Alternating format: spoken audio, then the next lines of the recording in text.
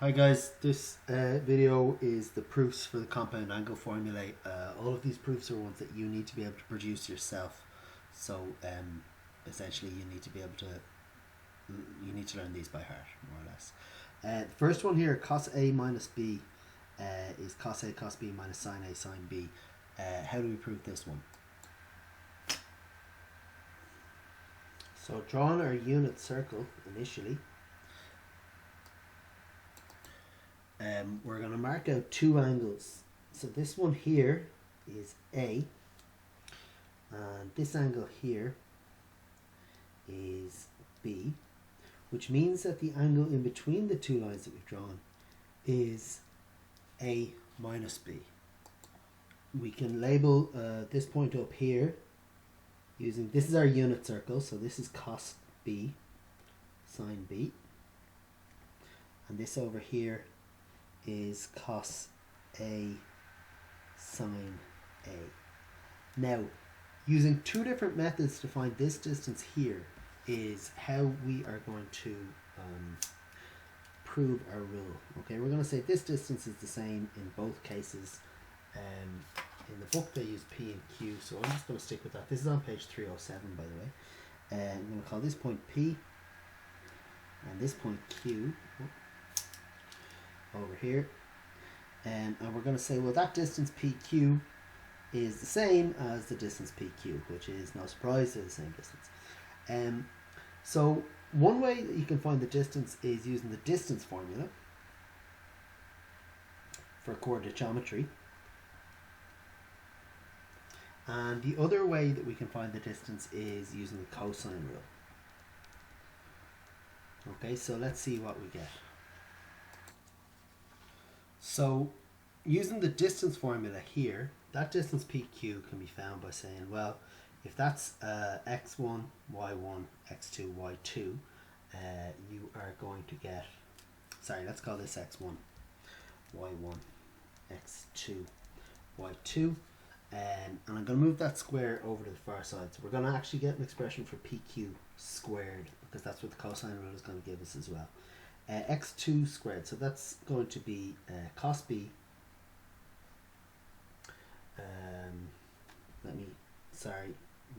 Do that the other way again.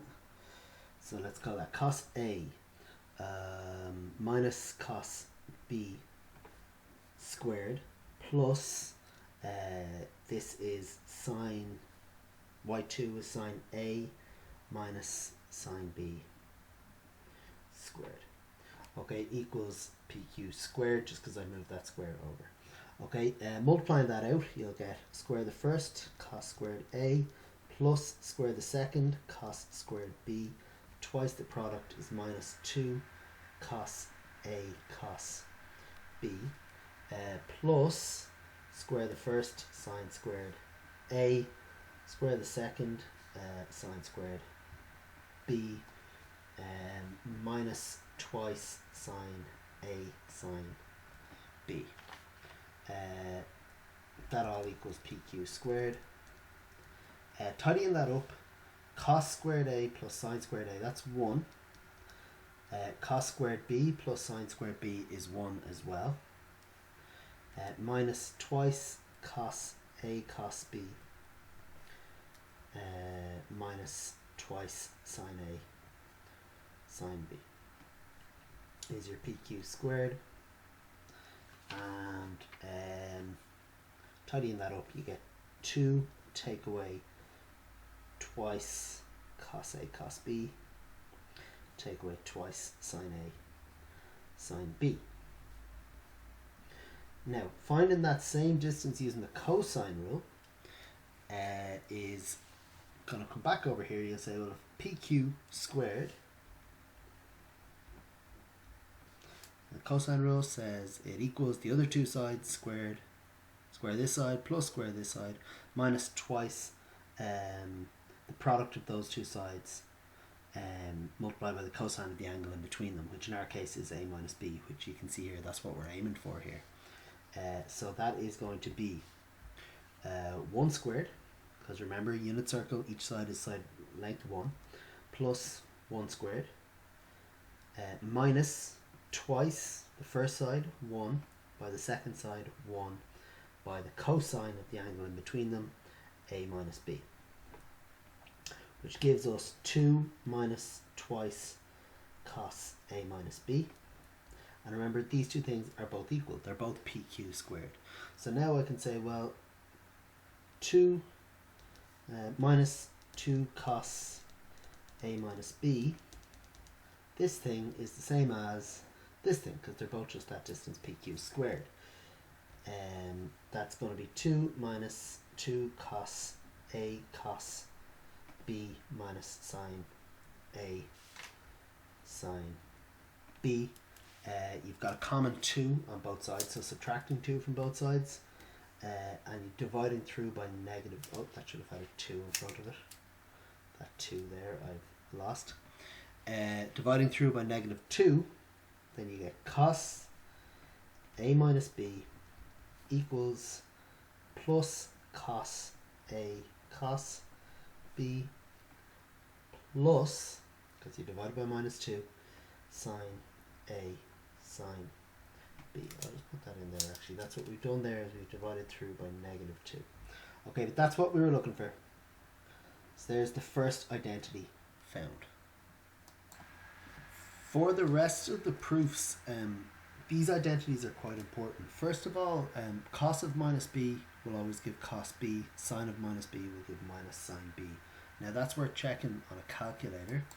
So for example, cos of 30 is 0.866, cos of negative 30 is also 0.866, whereas sine of 30 is a half, but sine of negative 30 is minus a half. So it just says if there's a negative in the argument in a cosine, it doesn't actually affect the outcome, whereas if there's a negative in the argument in a sine, then your answer is going to be negative as well. Just to show you where that comes from with the unit circle, remember your coordinate up here is cos of whatever this angle is, sine of whatever this angle is. So if you go and say, well, there's b and here's minus b, they both, cos b and cos of minus b, the x coordinate in both cases is the same. That doesn't change. However, the y coordinate has changed from here down to here, so now it's a negative number. So that can be an important identity. Another important one is sine of 90 minus a is cos a. So again, if you try something like sine of 90 minus 17, it should be the same as cos of 17. Well, that's 0.95. The cos of 17 is also 0.956 there. Okay, where does that come from? Well, if you look at this triangle here, the sine of 90 minus a is the opposite over hypotenuse. However, if you're talking about a, then this side is the adjacent over the hypotenuse. So it's the cos of a and the sine of 90 minus a are the same. They're this side over this side. Same thing, cos of 90 minus a is adjacent over hypotenuse, which is the same for this angle here. That's the opposite of the hypotenuse, but it's the same ratio of sides. Okay, so that is going to be an important identity in the upcoming proofs. So if we want to prove that cos a plus b gives cos a b minus sine a sine b, this is very similar to the one we just proved, where you had cos a minus b. So you're going to start with that formula actually, and to make this a plus, you're going to say, well, I'm going to stick in a minus b in there. And now I'm going to get what I want, which is cos a plus b. Let's see what that produces. Well, if you put a minus b in there, you have to replace over here a minus b up here and a minus b here. So you're starting with the formula you've already proved, which you're allowed to do, and you're working from there. Well, here you get cos a plus b will give, now remember, cos of minus b doesn't change, so that's still cos a cos b.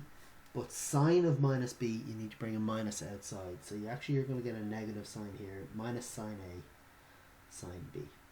And there's our next identity that we need to prove. A whole lot easier, I think, than the last one. Okay, similar trick if we want to try and prove that cos of 2a is cos squared a minus sine squared a. This is one of the double angle formulae. You're going to start with this formula up here. Okay, so again, this is a question of substitution. Start with this formula, but replace the b with an a, because now you've got cos of a plus a. Well, that's 2a. That's what you're trying to get. Okay, so let's see what that produces. Well, you get cos a, replace the b with an a, replace that b with an a, and you're going to get cos 2a here equals, so that's the same thing, so that's cos squared a, and that's the same thing, minus sine squared a. So that's the next one you need to be able to prove. Again, a lot easier than the first one.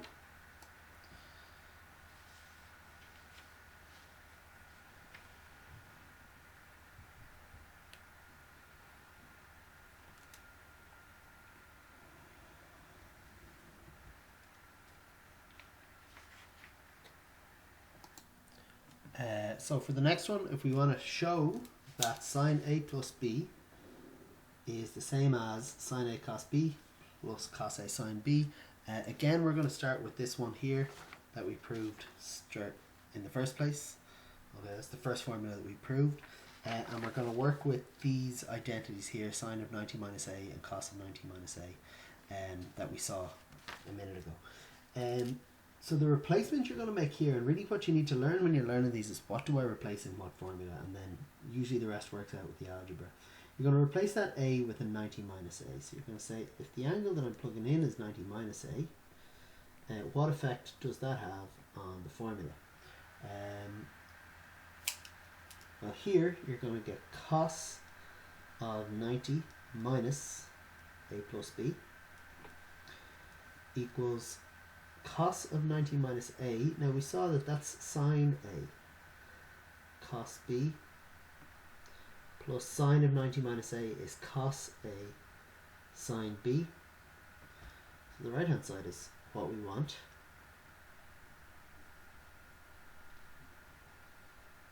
On the left hand side, 90 minus an angle, cos of 90 minus an angle is just the sine of that angle. Okay, so that's using this identity, the cos of 90 minus some angle is the sine of the angle, just where instead of a you've got a plus b. And that is what we were trying to prove. Okay, next one done. Right, if you want to prove that tan a plus b is tan a plus tan b over 1 minus tan a tan b, how do you go about that? Well, first of all, I'd suggest you have the log tables open in front of you here. That's what you're aiming for, that formula. I'll tell you why now in a second. Tan a plus b, we know tan is sine over cos. That's sine a plus b divided by cos a plus b.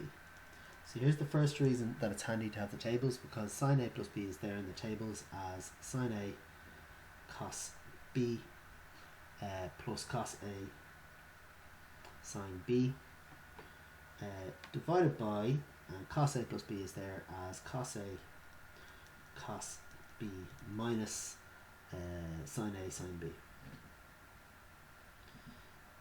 Now your next step is take this fraction and divide top and bottom by cos a cos b.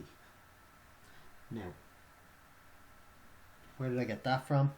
Well, if you look in the formula book, you're aiming to have a 1 on the bottom fraction, okay? Which means I need to make this cos a cos b bit disappear. So I'm going to do that by dividing through by cos a cos b, and that's going to tidy everything else up for me. On the top you'll get sine a cos b over cos a cos b, plus you'll get cos a sine b over cos a cos b, all divided by, on the bottom, cos a cos b over cos a cos b minus sine a sine b over cos a cos b. Okay, now it's messy at the moment, but look, you have a common factor of cos b there, so that disappears. You have a common factor of cos a there, that disappears. Cos a cos b is common top and bottom here, so you're left with 1. And sine a over cos a is tan a, so you get tan a plus sine b over cos b is tan b divided by 1 minus tan A, and there's tan B in there. And that's what you're working towards. The last one that you might want to prove is for tan A minus B. Just take this formula and replace all the B's with minus B's. So you're going to get tan A plus tan of minus B over 1 minus tan A tan of minus B. Now, I didn't go through that identity, but if you go back to page 13 there, tan of a negative argument gives a negative tan. So you're getting minus tan B everywhere we have tan of minus B. So that gives us tan A minus tan B over 1. It's going to come outside and become a minus. You get a minus by a minus is a plus. Tan A tan B. Okay. I should have maybe emphasized this is a different proof. This bit. Once you get up here, you're done on this first one. That's tan A plus B. Okay, so that's your compound angle formula proofs. The formulae are all given on page 14 in the log tables, and most of the things you need to work are between pages 13 and 14, but you do need to be able to produce all of those yourself. Okay, so if you can get learning those off by heart, please.